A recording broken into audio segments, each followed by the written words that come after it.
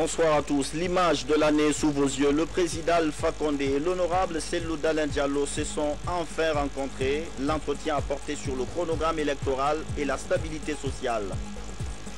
Un projet créateur d'emplois, l'implantation d'une usine d'alumine en Guinée. Les investisseurs étaient à la primature pour défendre leur dossier.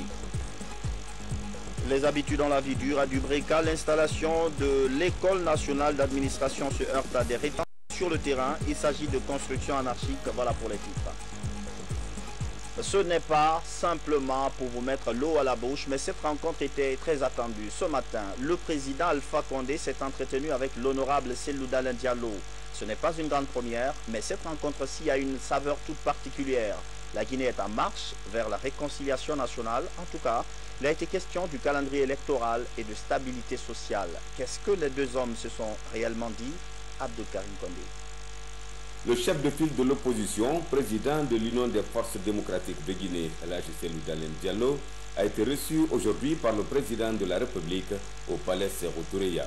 Au menu de la rencontre, le différend qui oppose l'opposition à la mouvance présidentielle, le chronogramme de l'élection présidentielle communautaire, respectivement prévu le 11 octobre 2015 et les communautaires en 2016.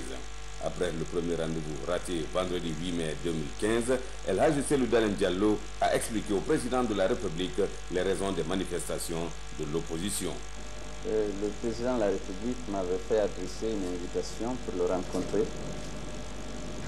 pour parler des questions d'intérêt national et en particulier du calendrier électoral qui a suscité beaucoup de contradictions. Nous sommes entretenus sur le calendrier électoral. Disons que le président de la République a souhaité avoir ma lecture des événements et surtout des propositions que j'étais susceptible de faire par rapport à ce calendrier électoral. C'est ce que j'ai fait. Je lui ai expliqué la position de l'opposition et surtout les arguments qui soutiennent ces positions-là. Il a dit qu'il a pris bonne note et qu'il fera savoir ultérieurement quelle est sa position, parce que lui, son rôle, dit-il, c'est d'écouter et la mouvance et l'opposition, et après essayer en fonction de ces positions-là de proposer une solution. Donc à cet égard, c'est ce qui s'est passé. Le président de la République a demandé au chef de file de l'opposition son implication dans la lutte contre les extrémistes islamistes qui est en train de prendre un élan inquiétant dans la sous-région. On a parlé de la situation au Mali, de la situation, enfin, des problèmes qui existent entre les musulmans qui sont divisés en Wahhabia, en Tigania, les conflits qui existent un peu partout, notamment au Fouta ou à l'Abbé. Les préoccupations qu'il a exprimées par rapport à ça, il a souhaité que je m'implique pour trouver des solutions à ce problème qui est devenu très préoccupant. Et voilà un peu les points dont on a parlé lors de notre rencontre. Le porte-parole de la présidence de la République a réaffirmé la volonté du président de la République à faire de la Guinée un pays de paix et de développement. Cette rencontre est la deuxième du genre, après celle accordée par M. le Président de la République à la représentante de la majorité présidentielle. Le but de cette série de consultations et de concertations est de permettre à M. le Président de la République, à l'écoute des différentes opinions, d'aider au cheminement vers une solution de compréhension mutuelle entre les acteurs politiques autour du chronogramme des élections proposé par la CENI. Monsieur le Président de la République renouvelle sa volonté de continuer à maintenir le contact avec les uns et les autres et de favoriser la prise d'initiatives permettant aux partis politiques, au gouvernement de se retrouver autour d'une table de négociation et ensemble de trouver des solutions pour l'organisation d'élections transparentes et inclusives dans notre pays. C'est sur une note d'espoir de paix et de compréhension que les deux hommes se sont quittés. Juste après cette rencontre, le président Alpha Condé s'est envolé pour la préfecture de Beila. Il est dans cette localité depuis cet après-midi. Le chef de l'État a bénéficié, comme le témoignent ces images, d'un grand accueil. Les populations sont massivement sorties pour l'accueillir.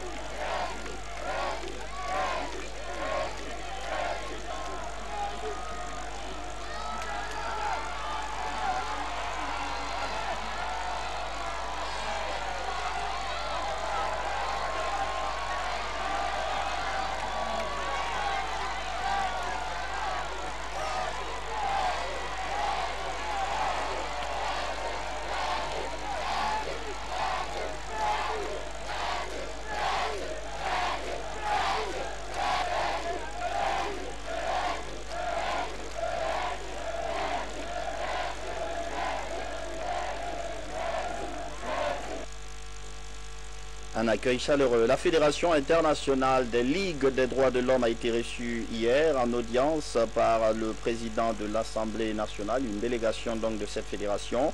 Cette organisation était venue présenter à l'institution parlementaire les résultats recueillis sur le terrain concernant les cas des crimes du 28 septembre 2009 et des tueries de 2007 à Amdalaï. Elle a aussi demandé l'implication de l'Assemblée pour accélérer les dossiers. Le point avec Robert Sibitonno.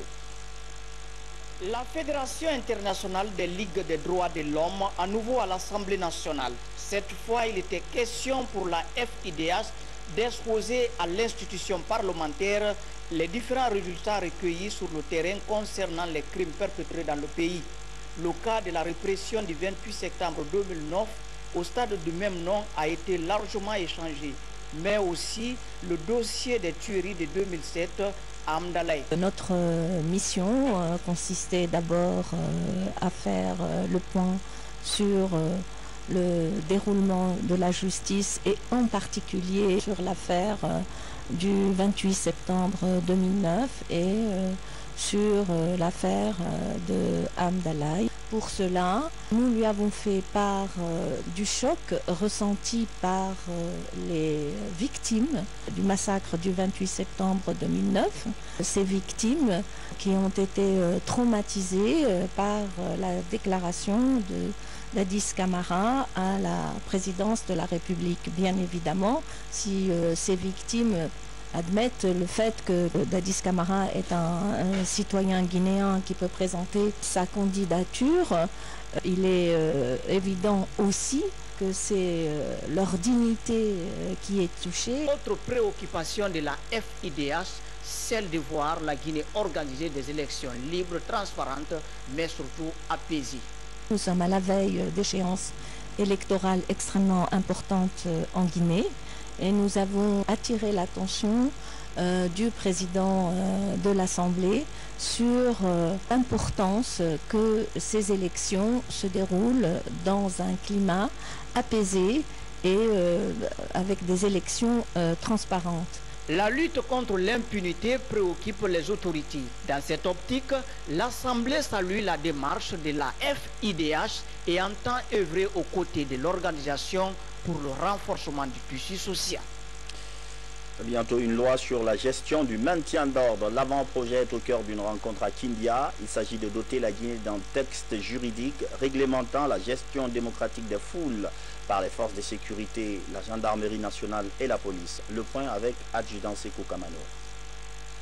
Le maintien de l'ordre public est au cœur des préoccupations des acteurs impliqués dans la réforme du secteur de sécurité. Pour établir une relation cohérente et définir un cadre opérationnel entre les unités de gendarmerie, de la police et de la protection civile, un avant-projet de loi est initié. Il fixe les attributions dévolues à chaque corps dans le maintien et le rétablissement de l'ordre public. Cet atelier concerne un aspect essentiel de la réforme. Il s'agit de réguler désormais les relations entre les services de sécurité et la population, entre les services de sécurité et leur mission d'assurer la protection des biens. Pendant 3 jours, les participants ont passé en revue l'ensemble des points de cet avant-projet.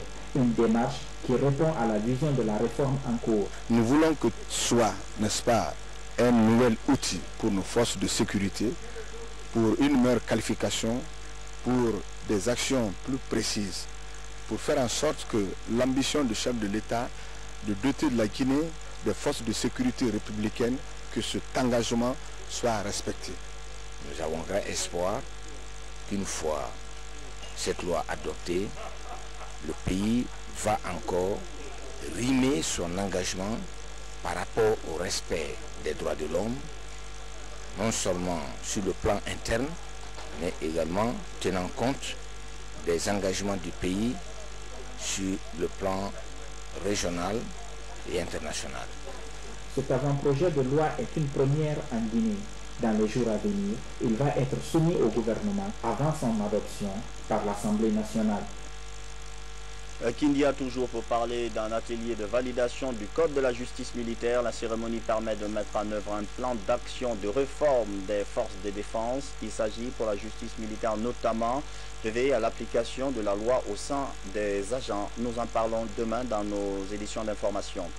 Mine des investisseurs du secteur de la bauxite reçue par le Premier ministre, une rencontre pour envisager l'implantation d'une usine d'alumine en Guinée. Le chef du gouvernement parle de nécessité pour un pays grand producteur de bauxite comme la Guinée, mais au-delà, il s'agit d'un projet créateur d'emplois. Ousmane Bangora. Le potentiel immense du secteur minier du pays attire les investisseurs. C'est le cas du groupe IMD International Mining Development.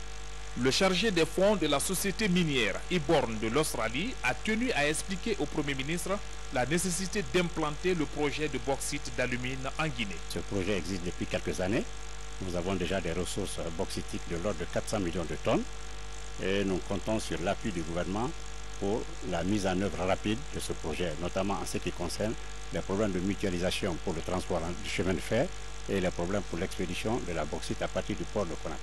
Le Premier ministre, chef du gouvernement, a remercié le groupe d'avoir choisi la Guinée. Ce groupe d'investisseurs compte s'investir dans la préfecture de Fria. Il est spécialisé dans les mines. Selon le groupe, les études d'impact environnemental avancent à grands pas. Au ministère de l'Action sociale, l'heure est à la validation d'un document sur la protection des enfants, leur bien-être. Plusieurs ONG et autres institutions ont pris part à la rencontre. Le document ainsi adopté est inscrit dans la politique nationale de promotion des droits des enfants. Rose Pocho. Les cadres du ministère de l'Action sociale, de la promotion féminine et de l'enfance amendent et valident le document de politique nationale de promotion et de protection des droits et du bien-être des enfants en Guinée. C'est un document qui prend en compte tous les aspects liés au bien-être des tout-petits dans notre pays. Il est élaboré en commun accord avec les principaux acteurs concernés par la protection des droits et le bien-être des enfants. Un document apprécié par le Parlement des enfants. Le document, déjà, il faut reconnaître que c'est une avancée significative dans le cadre du respect de la promotion des droits et du bien-être de l'enfant dans notre pays. Donc c'est un document repère qui tient en compte toutes les aspirations des enfants de Guinée et qui vraiment invite les acteurs intéressés à s'engager dans la dynamique du respect et de la promotion des droits de l'enfant dans notre pays. Les organismes et le département en charge des enfants fondent beaucoup d'espoir pour la mise en œuvre de ce document de 35 pages qui servira désormais de bréviaire dans le cadre de la protection et la promotion des enfants en Guinée. Cette politique nationale aura du sens à partir du moment où, sous l'impulsion du gouvernement, sous l'impulsion de la Direction nationale de l'enfance, l'ensemble des acteurs trouveront un cadre dans lequel ils pourront se mouvoir, ils trouveront les limites et effectivement les orientations nécessaires pour contribuer au développement des enfants guinéens. Ces cadres venus des structures déconcentrées du ministère en charge des enfants et des ONG s'engagent à vulgariser ce document, ce pour le bien-être des enfants. Les femmes leaders reçues hier par le gouverneur de Conakry, le président du conseil de ville insiste sur le rôle de ces dames dans le maintien de la paix en Guinée. Soriba Sorel Camara s'est aussi entretenu avec les élus à la base et des acteurs de la société civile. La synthèse de ces différentes rencontres avec Moussa Bangora. La stabilité sociale dans la capitale est l'une des priorités des autorités régionales. Dans cette optique, le président du conseil de ville a reçu les femmes leaders pour la paix. Les échanges portent sur la situation sociopolitique actuelle qui prévaut dans la cité. Pour ces femmes, il s'agit d'accompagner le dialogue social engagé par le gouvernement. Nous sommes des épouses, nous sommes des amis des hommes. Nous sommes leur moitié. Et si vous avez constaté, ce ne sont que des hommes qui se battent. Ce sont eux qui ont des positions rangées. Alors nous nous mettons au milieu pour dire, serrez-vous les mains, soyez des frères, soyez solidaires, soyez de bons Guinéens. Le gouvernorat, qui est un maillon assez fort du dispositif de la ville de Conakry, qui réagit sur toute l'étendue du territoire, nous sommes venus lui dire de faire en sorte que le dialogue soit renoué et que nous, les femmes, nous allons aller au marché tranquillement et que nos enfants vont cesser de se faire tuer dans la rue. Toujours dans le cadre de l'apaisement social, la commission provisoire de réconciliation nationale, la société civile et les conseillers communaux étaient en conclave au gouvernorat de Conakry. Il est question de recueillir l'avis des citoyens par rapport au sens du mot réconciliation, mais aussi expliquer à la population son rôle dans la résolution des conflits. Aujourd'hui, donc, nous nous sommes employés à expliquer aux gens que ce n'est pas la commission de réconciliation définitive qui a été mise en place. C'est juste une commission provisoire de réflexion pour recueillir l'avis des populations sur la façon de mettre la réconciliation en marche. Par exemple, on va demander aux gens, à leur avis, quels sont les faits majeurs qui se sont passés en Guinée qui méritent que la réconciliation prenne en charge. Je demanderai à l'ensemble du maire et des présidents de délégation spéciale de les accompagner intelligemment. Je demande de les aider à la sensibilisation de masse. Je demande aussi de les suivre, les sécuriser dans la mise en œuvre de leur œuvre au bénéfice de tous les Guinéens. Cette commission provisoire de réconciliation nationale a désormais son antenne régionale basée au gouvernorat de Conakry. Elle est créée depuis juin 2011 par le chef de l'État, professeur Alpha Condé.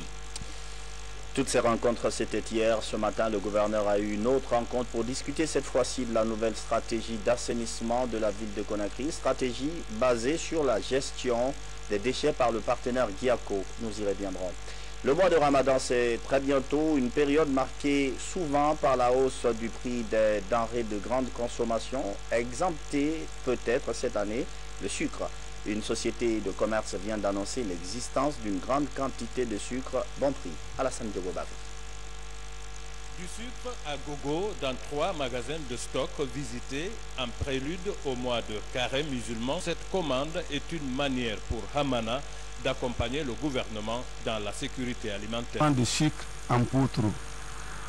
Le mois de carême est fini, le sucre ne va pas manquer, le prix ne va pas monter. Il y a du sucre partout, donc on amène du sucre pour inonder le marché. Donc cette année, la situation de sucre, il n'y a pas de problème. Le sac, au lieu de 300 000 francs guinéens l'année dernière, cette année-là, on a baissé jusqu'à 235 000 francs guinéens.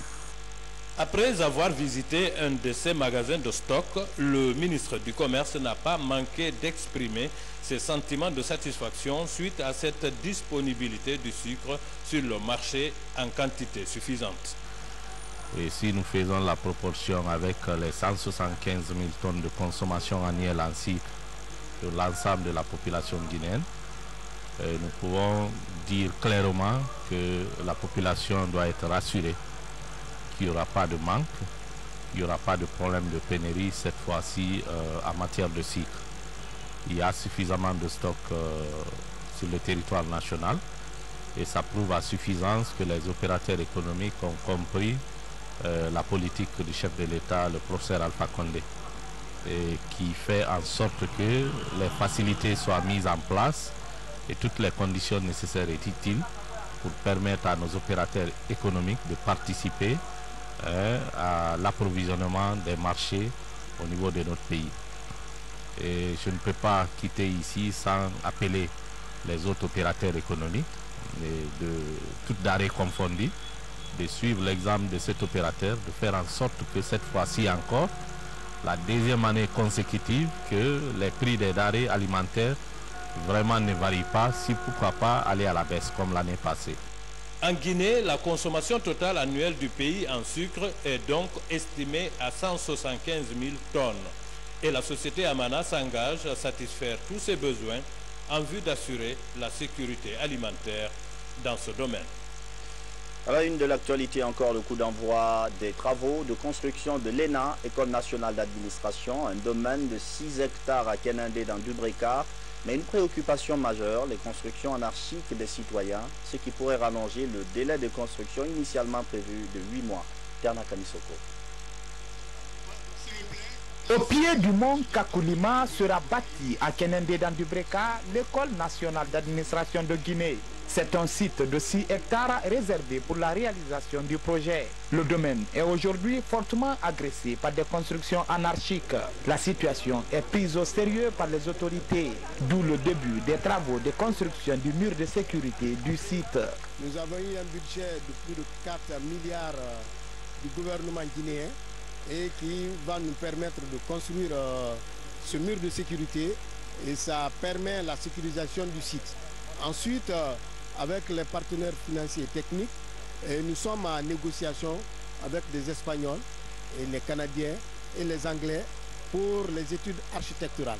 Une centaine d'occupants illégaux se trouveraient sur le domaine déjà. L'État s'engage à les recaser et les cadres impliqués dans le bradage du site s'exposent à des sanctions administratives. Le gouvernement ne ménagera aucun effort pour recaser et dédommager toutes les personnes victimes de déguerpissement. Du reste, ces personnes sont aujourd'hui victimes de la cupidité des cadres de l'administration publique qui, en toute connaissance de cause, leur ont délivré des documents de donation de parcelles sur un domaine réputé être de l'État. Les travaux de la clôture de sécurité vont durer 8 mois. Ils constituent l'une des étapes importantes avant l'opérationnalisation de l'ENA de Guinée. Parmi les actions menées dans le cadre du projet ENA figure le décret portant création de l'école d'excellence et la formation de 20 enseignants vacataires à Québec au Canada. En juin prochain, les cadres de l'ENA de Guinée et ceux des écoles d'administration de France et du Canada vont signer un accord de partenariat pour un appui technique et institutionnel à la Guinée.